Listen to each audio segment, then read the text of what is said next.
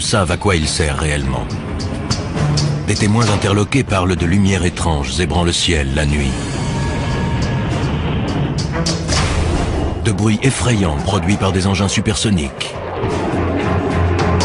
Et même de rencontres avec des formes de vie inconnues sur Terre. Le gouvernement américain nie jusqu'à l'existence de cet endroit retranché du monde.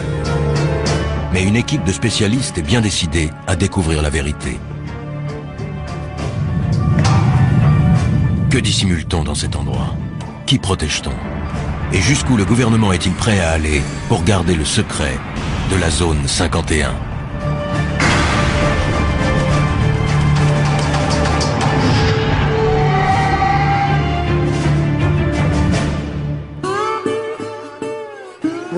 Ce qui est troublant, c'est qu'on nie son existence. La zone 51 ne ressemble à aucune autre base militaire américaine. Situé au cœur du désert du Nevada, ce complexe top secret est entouré de montagnes abruptes et inhospitalières. Il est protégé par un système de sécurité infranchissable qui le soustrait au regard des curieux, mais aussi, comme le reprochent certains, au contrôle de l'État.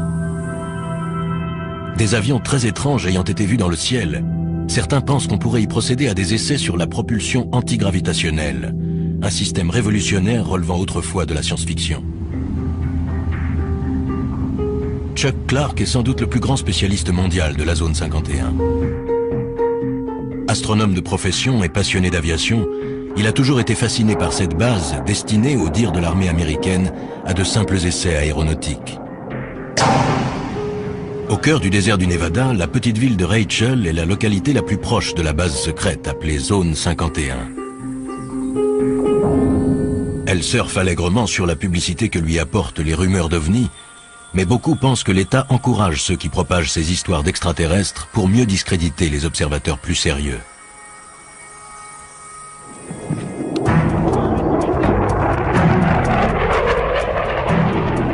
Chuck Clark s'est installé à Rachel pour surveiller et noter les moindres activités de la base.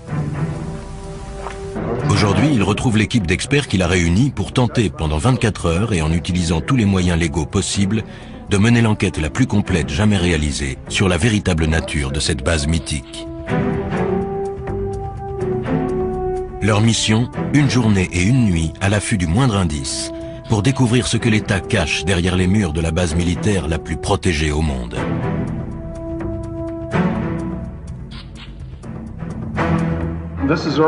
Voici la zone 51. C'est une image satellite de la base. Ça donne une vue d'ensemble. Chacun des hommes présents apporte des connaissances et un savoir-faire unique. Guy Norris a été primé pour ses reportages sur l'aviation militaire. Toute sa vie, il a étudié les bases et les avions classés top secret. C'est intéressant, vous voyez, il n'y a absolument aucune indication de piste sur la carte dans cette zone interdite.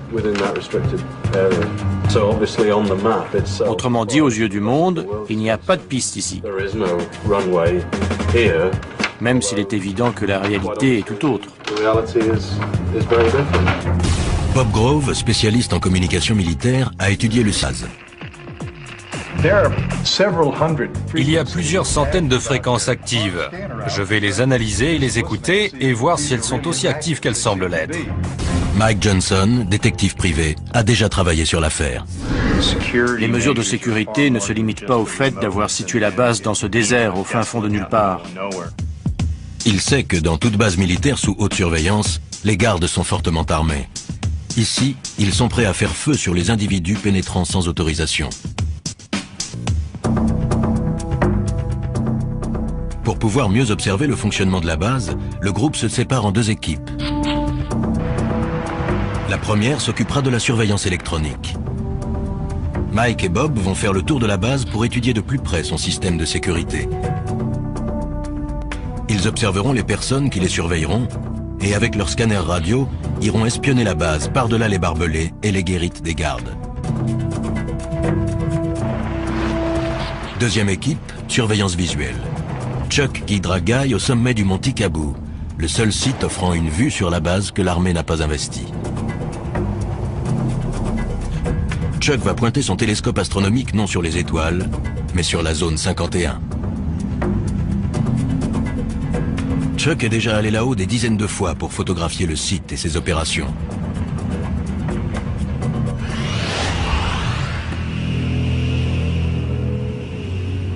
Il y a 10 ans, pour sa retraite, il est venu s'installer à Rachel pour étudier les derniers modèles de l'aviation militaire. Ses observations l'ont amené à constater que derrière les murs de la zone 51, la base règle et un commandement bien particulier, à l'abri des regards indiscrets et au-dessus des lois.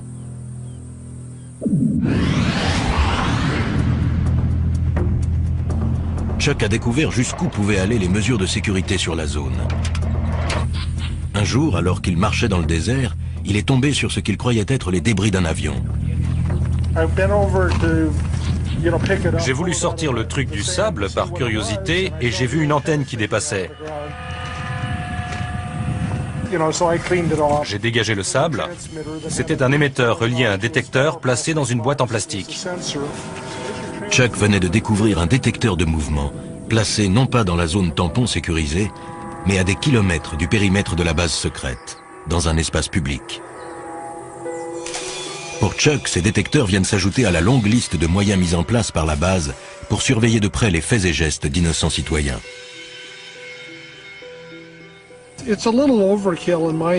C'est exagéré.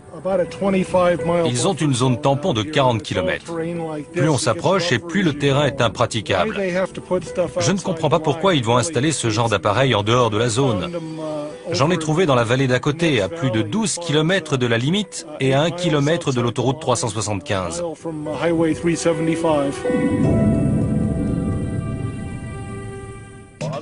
Bien décidé à dénoncer les agissements de l'armée, Chuck fait appel à un célèbre journaliste d'investigation, George Knapp. On a mis une demi-heure pour trouver le premier détecteur. 5 minutes pour le second. Voici l'émetteur. Et un peu plus loin, il y a le temporisateur. Il porte l'indication « Propriété de l'État américain ».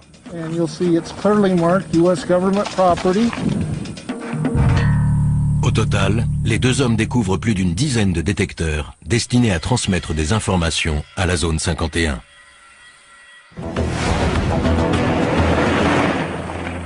Chuck Clark, astronome à la retraite qui connaît le désert comme sa poche, surveille de près la zone 51. Au moment de la diffusion de ce reportage, Chuck, lui, est déjà allé plus loin. Il a découvert un moyen de franchir les barbelés et de pénétrer à l'intérieur de la base sans se faire arrêter.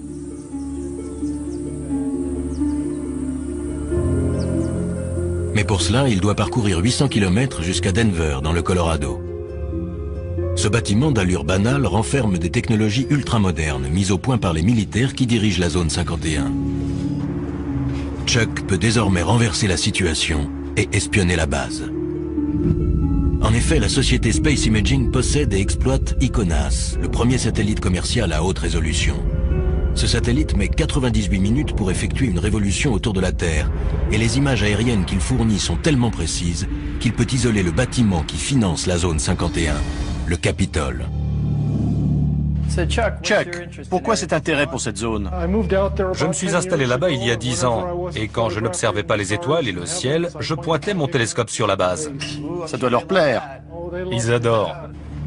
Les photos aériennes d'ICONAS permettent à l'équipe de Space Imaging de créer une réplique fidèle en 3D de la zone 51. L'État américain n'apprécie guère Chuck, mais il ne peut empêcher Space Imaging de lui offrir son premier aperçu de l'intérieur de la base ultra secrète. Ça alors. C'est la zone 51 reconstituée grâce aux images d'ICONAS. On peut la survoler à l'aide de ce logiciel. C'est fantastique. J'ai pris des photos de la façade de ces bâtiments, mais je n'avais jamais vu celui-là. On voit du sable sur la piste. Peut-être qu'un engin a atterri récemment dessus ou juste à côté. C'est peut-être aussi juste un trompe-l'œil. Ces gens sont retors. Il faut l'être pour diriger une base pareille. Ce serait bien leur genre. Ouais. Vous allez diffuser ça? Je suis un peu Little Brother surveillant Big Brother. À force d'être à l'affût de détails, on finit par comprendre des choses. C'est aussi sécurisé qu'on le dit et qu'on le voit à la télé? Sans doute plus encore. Ils ont installé des détecteurs à des kilomètres de la zone. Ils vous repèrent bien avant que vous n'approchiez de l'enceinte. Je ne vais pas disparaître après ça. Ça se pourrait. Une fois sa mission accomplie, Chuck reprend aussitôt la route, impatient de faire part de ses découvertes au reste de l'équipe. Mais pendant la zone 51, le gouvernement fédéral lançait déjà sa contre-attaque. Un coup dur attendait Chuck. Un ami m'a appelé. Le FBI était avec lui et m'a demandé ce que je fabriquais dans la zone 51. Il laissait sous-entendre que Chuck allait passer un mauvais quart d'heure.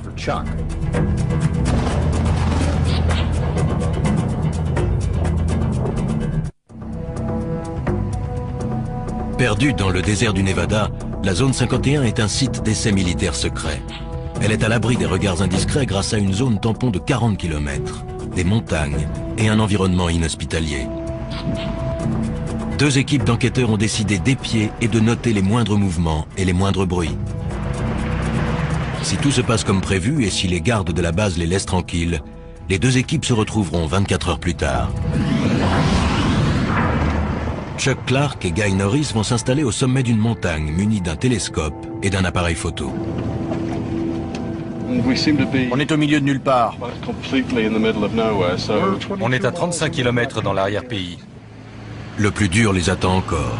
Ils ont devant eux 2 bonnes heures de marche pour gravir le mont Tikabou. Ça fait combien de haut? Un peu moins de 2500 mètres. On est à 2100 ici.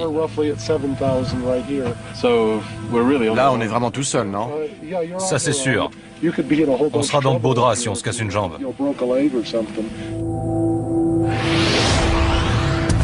Chuck Clark va au-devant de graves ennuis. George Knapp ayant révélé qu'il avait découvert des détecteurs de mouvement cachés hors du périmètre légal de la zone 51, le FBI a décidé de lui donner une leçon.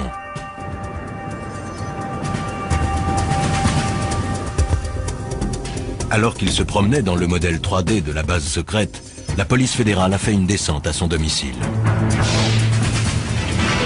Le FBI a confirmé qu'une perquisition avait eu lieu hier soir au domicile d'un observateur militaire dans la petite ville de Rachel, à proximité de la mystérieuse base militaire appelée Zone 51. Un reportage exclusif. La perquisition a été menée par une unité d'intervention antiterroriste. Le mandat est sous scellé et le FBI refuse de dire ce qui a été saisi au domicile de l'intéressé. Je passais par là en voiture et j'ai remarqué qu'il y avait des types devant la maison de Chuck. Bill Whiffen habite non loin de là. Il savait que Chuck était absent. Pensant tout d'abord qu'il s'agissait d'un cambriolage, il a saisi son appareil et a pris des photos.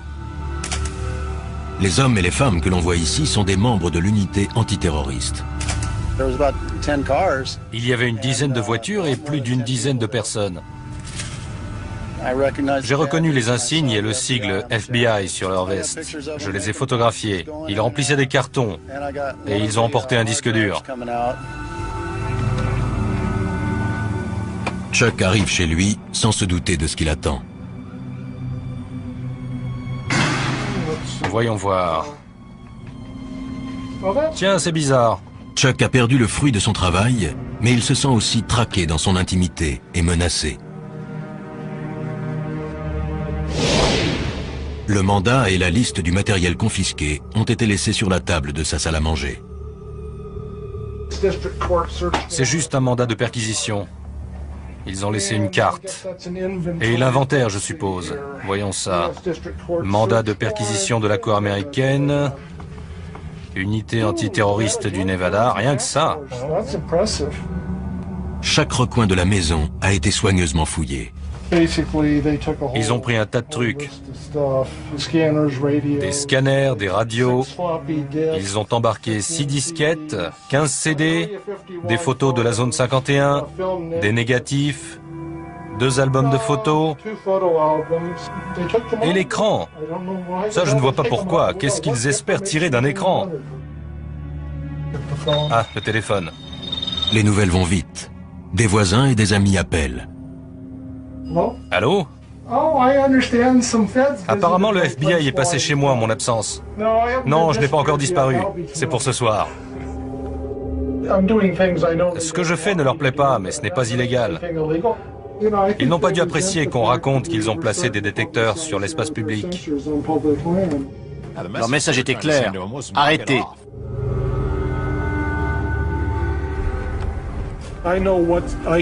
Je sais jusqu'où je peux me permettre d'aller légalement. Je pousse les limites, mais je ne les franchis pas. C'est ça qui les énerve. Je ne me laisse pas intimider par eux. Je me pointe sous leur nez avec mon objectif. Conscient que l'État enquête sur Chuck, ses coéquipiers, le spécialiste de la sécurité Mike Johnson et l'expert en communication Bob Grove, poursuivent leur mission. Ils ne sont qu'à 3 km de l'accès arrière de la zone 51 et il ne fait aucun doute qu'ils ont été repérés. Ils ont un tas de façons de détecter notre présence. Ils doivent nous écouter. Possible. Ils nous regardent certainement et ils doivent nous écouter aussi. Voilà les barbelés.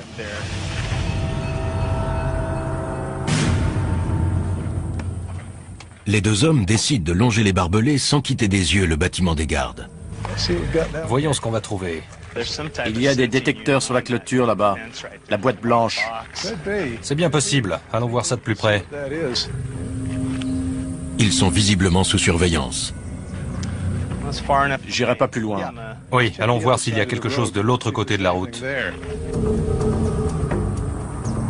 À environ 100 mètres de distance, ils voient pour la première fois les forces de sécurité privées engagées pour protéger la zone 51. Sur la base, on les appelle les camos, à cause de leur tenue de camouflage beige. Bob et Mike aimeraient s'approcher, mais ils savent qu'un pas de trop compromettrait leur mission. Ce n'est pas le moment de prendre des risques. Je tiens pas à aller en prison. Mike et Bob opèrent un repli stratégique.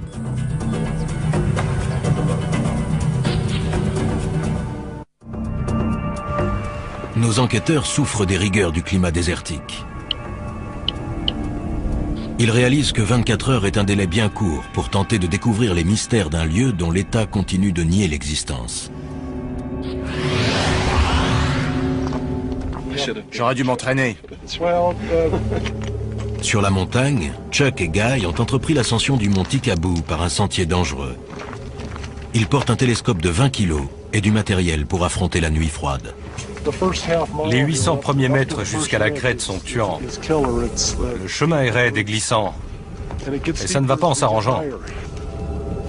Leur destination, le seul site d'où l'on puisse avoir une vue en surplomb de la zone 51.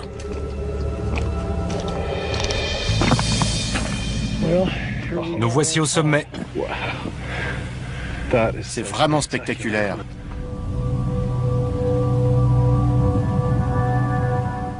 Alors, ça valait la peine. J'ai du mal à exprimer ce que ça me fait d'être là. C'est bizarre. On est là, sur la planète Terre, mais on a l'impression d'être à la lisière d'un autre monde. À travers la brume de chaleur, c'est bien un autre monde qu'on aperçoit. Un monde que l'État américain a cherché à soustraire au regard des curieux. Je vois des bâtiments qui brillent au soleil et j'aperçois une des pistes. C'est incroyable. Je n'en crois pas mes yeux. C'est inimaginable. Depuis le temps, c'est vraiment incroyable. C'est pas un mythe. Non, ça existe vraiment. Chuck et Guy se hâtent d'installer leur équipement, car ils savent parfaitement que si d'ici ils peuvent voir la base, elle, peut également les voir. Ils sont à 40 km de la zone 51 et comptent sur le télescope de Chuck et son appareil photo avec téléobjectif pour espionner et consigner la moindre activité se déroulant là-bas. Avec le téléobjectif, l'image sera grossie jusqu'à 50 fois. Je vois. Les deux hommes savent que la base sert à tester des technologies modernes et ultra secrètes, dignes des récits de science-fiction. Sur ce qu'ils peuvent bien faire là-bas, on les soupçonne de plus en plus de travailler sur la propulsion antigravitationnelle. La quête du Saint Graal de l'aéronautique serait sur le point d'aboutir. On parle d'expérience sur l'antigravitation et j'ai vu 2 ou 3 trucs. Quel genre? Des objets qui s'élèvent lentement et restent en suspension durant quelques minutes, filent dans le ciel et puis s'arrêtent instantanément ou font demi-tour à toute vitesse. C'est incroyable. On ne sait jamais à quoi s'attendre. Ils testent toutes sortes de choses ici. En contrebas, dans le désert, déguisés en simples campeurs, Bob Grove et Mike Johnson s'apprêtent à écouter tout ce qui entre ou sort de la zone 51. Ils n'auront pas de vue directe sur la zone, mais Bob pourra écouter toutes les transmissions. Si un phénomène quelconque se produit, on peut le mesurer physiquement grâce à tout un tas d'instruments. Celui-ci, par exemple, vous entendez le bruit qu'il fait? Ça indique la présence d'émetteurs, ce qui est le cas puisqu'on porte tous les deux des petits micros sans fil.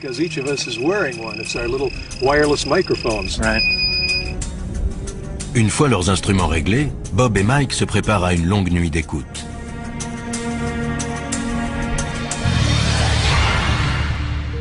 Au sommet du Mont Ticaboo, Chuck Clark et Guy Norris ajustent la position du télescope.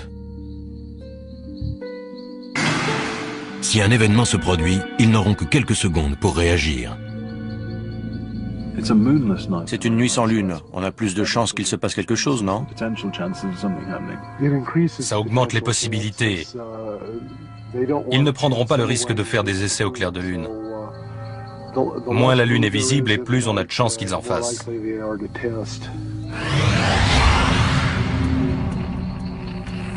Il est presque 2 heures du matin.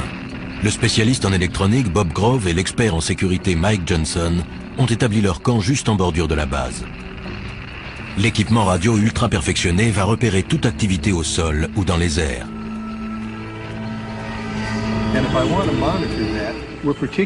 Ce qui nous intéresse particulièrement, ce sont les signaux émis dans cette gamme de fréquences, car c'est celle du gouvernement fédéral, de 160 à 170 MHz.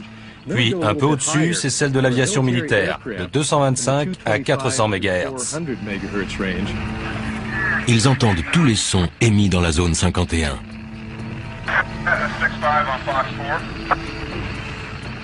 Bob ajuste la fréquence. C'était quoi ce qu'on entendait à la radio? La sécurité. Il parlait de nous? Possible. Mike et Bob soupçonnent fortement la sécurité de la base de les surveiller. Toute la nuit, ils se tiendront prêts à une éventuelle intervention.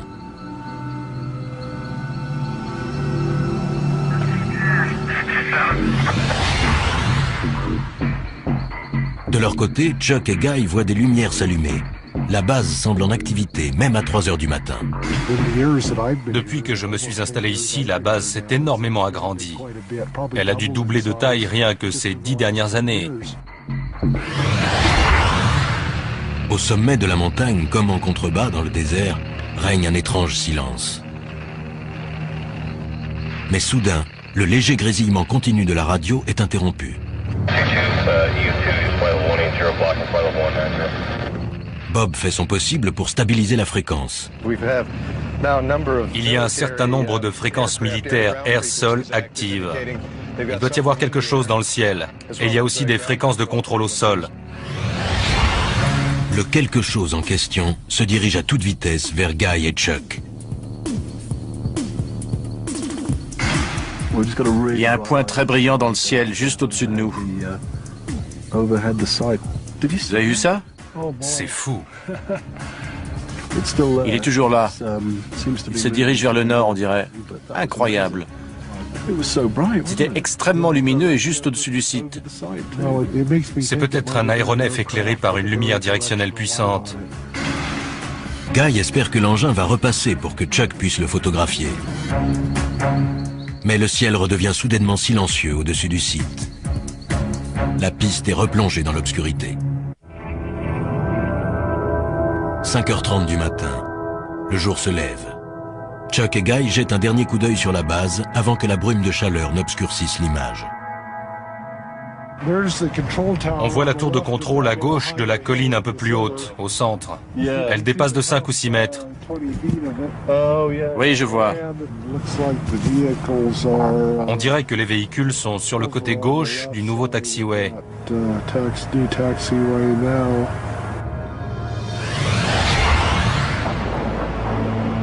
Quant à Mike et Bob, en bas dans le désert, Le voilà. à 4500 mètres au-dessus d'eux, la zone 51 se manifeste. Guy aussi entend l'avion. J'ai l'impression qu'il y a un engin là-haut, Chuck. Peut-être un bombardier B-2. Ils s'entraînent au ravitaillement en vol à l'aube, puis enchaînent sur 2 ou 3 heures de vol. C'est leur jour de chance. Le B-2 n'est pas seul. Il est accompagné d'un invité surprise. Un MiG-29, excellent. Il vient par ici. Bien que la guerre froide soit révolue, ici les Américains continuent de s'entraîner à combattre des avions soviétiques.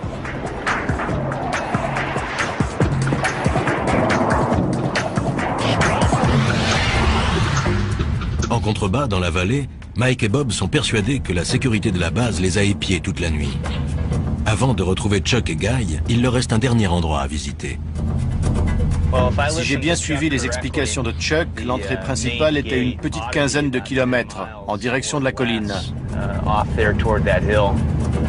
Alors qu'ils s'approchent de l'entrée principale, Mike aperçoit une chose surprenante dans son rétroviseur.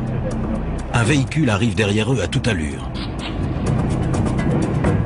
Ses vitres sont teintées afin de protéger ou de dissimuler les passagers qu'ils transportent, des employés de la base qui se rendent à leur travail. La vache. Le car ne ralentit même pas. Il devait rouler à plus de 70 km à l'heure. Plus peut-être même. Il était pressé. Ouais. Pour préparer cette mission de 24 heures, Mike Johnson a passé des semaines dans des planques très inhabituelles. Son but, dénicher un employé qui, pour la première fois, accepte de parler de la vie sur la base. Pour un enquêteur comme moi, c'est ahurissant de voir à quel point le secret de ce complexe est bien gardé.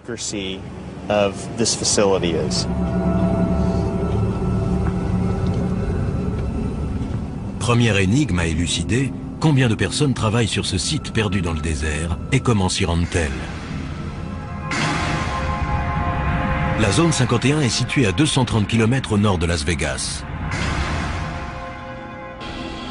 Depuis des années, on raconte que 5 jours par semaine, une mystérieuse compagnie aérienne transporte des centaines d'employés depuis un aéroport situé près de Las Vegas jusqu'à la base secrète. La compagnie s'appellerait Janet Air, J-A-N-E-T, ce qui signifierait en anglais « Just Another Non-Existent Terminal », encore un terminal qui n'existe pas. Quel que soit son nom, en tout cas, la compagnie existe bel et bien. Nous sommes à l'aéroport international McCarran. Le terminal Janet est situé à l'extrémité ouest. Ce site secret n'est qu'à quelques centaines de mètres du fameux strip de Las Vegas. Les seules indications sont les pancartes « Attention »,« Installation sous surveillance »,« Entrée non autorisée ». Il n'est écrit nulle part de quoi il s'agit. C'est ce qu'on appelle se cacher au vu et au su de tous. En observant les avions de Janet Air, Mike a immédiatement remarqué qu'il leur manquait quelque chose. Ces appareils ne possèdent aucun signe distinctif, à part le numéro sur la queue. Tous les avions portent un numéro, sauf les avions militaires. J'en déduis donc que ces engins appartiennent à une compagnie privée. Grâce à ses talents d'enquêteur, Mike a retrouvé le propriétaire de cette flotte, la société EG&G, un très gros fournisseur de l'État. Un vol Janet vient d'embarquer. L'avion s'est mis en position sur le tarmac et ne devrait pas tarder à décoller. En général, ces avions-là n'attendent pas très longtemps. Ils se présentent sur la piste et décollent en moins de 2.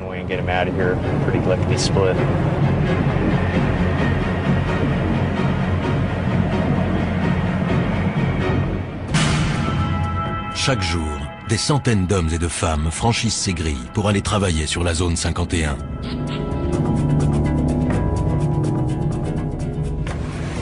Une voiture s'approche.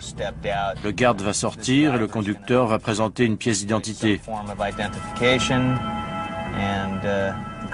Le garde se demande ce que je fais là. On s'observe mutuellement.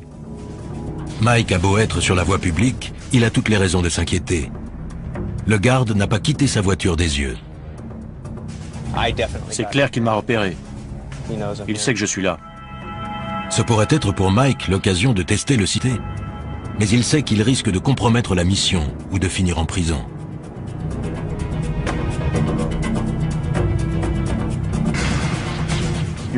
Voilà le pick-up blanc des gardes. J'ai sur le dos la sécurité du terminal Janet et la police de Las Vegas.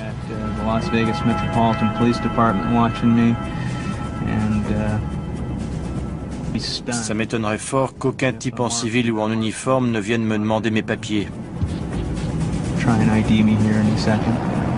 L'étau se resserre non seulement au sol, mais aussi dans les airs. Il y a un hélicoptère au-dessus de nous. Mike préfère battre en retraite.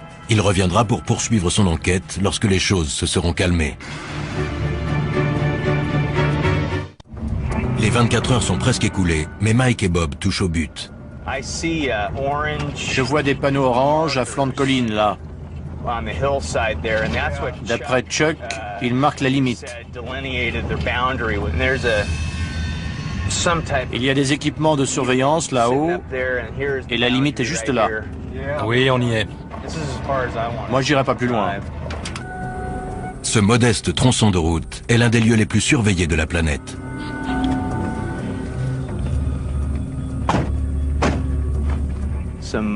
Il y a des détecteurs au sommet de la colline. On dirait qu'ils l'ont mis là-haut exprès. Tous ceux qui ont franchi cette limite ont été arrêtés, interrogés, et se sont vus confisquer leurs appareils photos, leurs téléphones portables et parfois même leurs vêtements. Accès non autorisé. Interdiction de photographier le site. Bon. Ben, on y est. Moi, je ne vais pas plus loin. Si des centaines de personnes travaillent sur la zone 51, pourquoi aucune d'elles n'a-t-elle jamais parlé? Quel genre de menace l'État fait-il peser sur elles? Mike a réussi à découvrir l'adresse de certains des employés qui garent leur voiture dans l'aérogare sécurisé de Las Vegas avant de s'envoler vers la base ultra secrète. Il est temps pour lui de passer à l'étape suivante. Un 4x4 noir franchit les grilles de sortie. C'est peut-être la chance de sa vie. J'ai passé quelques jours en planque à observer ce qui se passait. Grâce à quelques recherches, j'ai réussi à retrouver le propriétaire du véhicule. C'est un employé du site d'essai. Mike est bien décidé à suivre cette personne qui pourra lui dévoiler les mystères de la zone 51. Il suit de près la voiture noire qui s'engage sur l'autoroute. Les événements prennent une tournure favorable. Plus cet individu s'éloignera des regards intimidants des gardes de la base, et plus il sera susceptible de parler. Je ne sais pas du tout quel moyen de pression l'employeur ou l'État utilise, mais les employés doivent vraiment être tenus au silence. Je n'ai jamais vu un secret aussi bien gardé. La circulation intense complique la poursuite, et l'espace d'un instant, Mike perd sa cible de vue. La voiture que je file est au moins 400 mètres devant moi. Mike réussit à recoller au véhicule. Il se faufile entre les voitures afin de rester suffisamment près du 4x4 noir pour ne pas le perdre de vue, tout en évitant de se faire repérer. Il est toujours là dans la première file. On va voir si j'ai de la chance. Le 4x4 quitte l'autoroute pour se diriger vers la ville et s'enfonce dans un paisible quartier de banlieue. On a affaire à des gens de la classe moyenne ou légèrement supérieure. Ce sont vos voisins, les parents du meilleur ami de vos enfants. C'est juste qu'ils ont un boulot ultra confidentiel.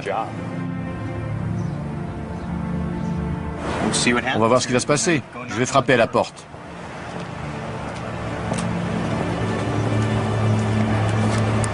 Les réponses aux questions de Mike se trouvent-elles derrière cette porte? Quel secret va-t-il découvrir? Je m'appelle Mike Johnson. Je suis détective. Je ne viens pas vous causer d'ennuis. On a vu votre véhicule sortir de l'aérogare de Janet et on aimerait que vous nous parliez de la zone 51. Pas de commentaire. La porte s'est refermée et voilà. Sa réaction me conforte dans l'idée qu'il travaille bien là-bas. Mais voilà, il refuse de parler. Les règles strictes de confidentialité imposées par l'État sont un obstacle de taille. Mais Mike est patient. Il compte bien trouver quelqu'un qui acceptera de parler. Je vais devoir approfondir les recherches, dénicher un employé mécontent et prêt à parler, ou tout au moins à reconnaître avoir travaillé sur la zone 51.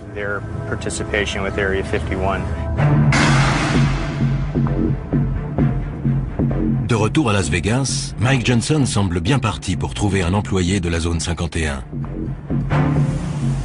Un informateur lui a suggéré de se rendre dans cet hôtel tout à fait ordinaire. Si ces informations sont exactes, un ancien employé de la zone 51 l'attend à l'étage.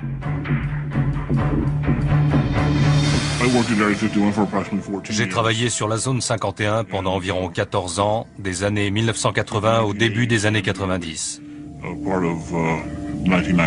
C'est gagné. L'homme est prêt à se confier, mais uniquement à condition qu'on taise son nom, qu'on masque son visage et qu'on déforme sa voix. On a mis des vies en danger et compromis, voire brisé des carrières pour garder le secret sur la nature.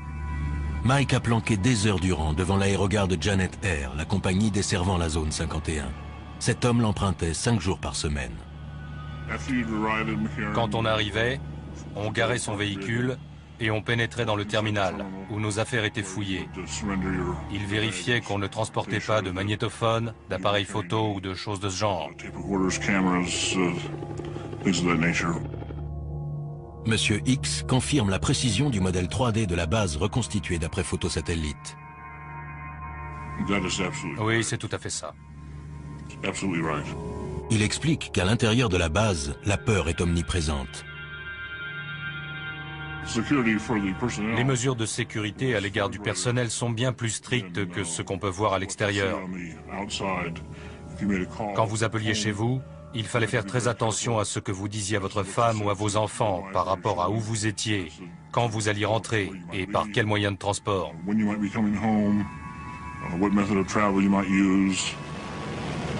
Quel genre de travail peut donc nécessiter une telle confidentialité? C'est une base d'essai d'appareils d'un nouveau genre, tout simplement. Les États-Unis montent des projets classés secrets pour une raison ou une autre, et les appareils sont testés et mis à l'épreuve sur ce site. D'après cet homme, la zone 51 ne ressemble à aucune autre base aérienne militaire. C'est une armée distincte de l'armée de l'air régulière. Et les individus qui y travaillent savent qu'ils sont à part et d'une certaine manière au-dessus de l'armée de l'air régulière. Il affirme que les personnes qui dirigent la zone 51 n'hésitent pas à mettre en danger la vie de leurs employés. Ils ont un pouvoir absolu et sont corrompus. Les individus qui dirigent le site fonctionnent comme les personnages d'Apocalypse Now. Ils n'ont aucun scrupule. Ils remplissent leur propre mission.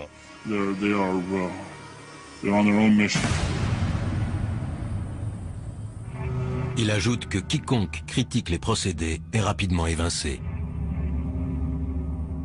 Je connaissais un employé qui a exprimé ses inquiétudes concernant le personnel qu'on exposait à des produits chimiques toxiques, à des déchets dangereux.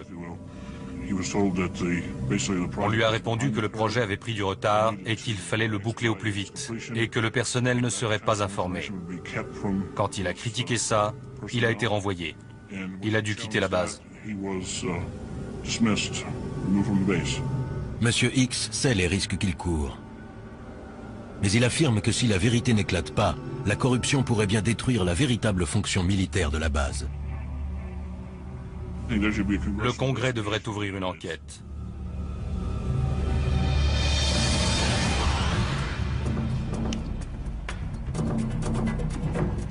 Sur le terrain, affamés et épuisés, Chuck et Guy vont devoir à présent affronter une descente raide et délicate. Ils ne seront sûrs d'avoir échappé à la sécurité qu'une fois arrivés sains et saufs au lieu de rendez-vous avec le reste de l'équipe.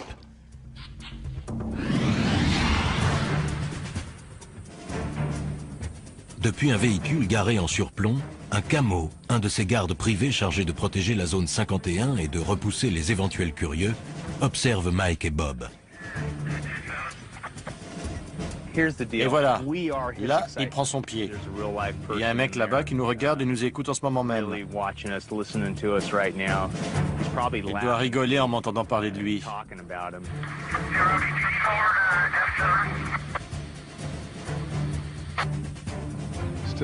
Toujours beaucoup d'activités sur la fréquence de la sécurité.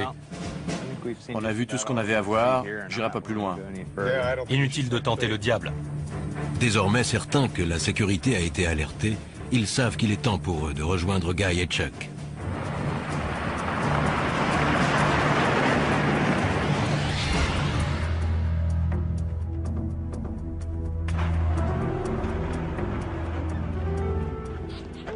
Salut. Vous êtes aussi fatigués que nous? Pire. L'enquête de ces hommes a prouvé que la base était en pleine activité. La radio crépitait, une mission se préparait. On avait une vue excellente de la base. C'était incroyable à une telle distance. Si ce qu'a rapporté Monsieur X est vrai, des hommes comme Chuck Clark et son équipe sont le seul espoir de voir un jour réformer une base militaire qui perd pied avec la réalité à cause d'un excès de confidentialité. Nous sommes la seule superpuissance encore en lice, et pourtant le mystère autour de la zone 51 s'est épaissi au lieu de décroître ces 2 dernières années. Pourquoi? Pourquoi les militaires entourent-ils la zone 51 d'un tel mystère? Est-ce pour protéger la sécurité nationale des États-Unis ou simplement pour couvrir des activités plus troubles? En tout état de cause, le gouvernement reste muet. Alors si vous passez un jour par le désert du Nevada, allez donc jusqu'à la zone 51 et regardez à travers les barbelés qui protègent le site. Car pour Chuck et ses amis, une chose est sûre, si vous cherchez des réponses, c'est là que se trouve la vérité.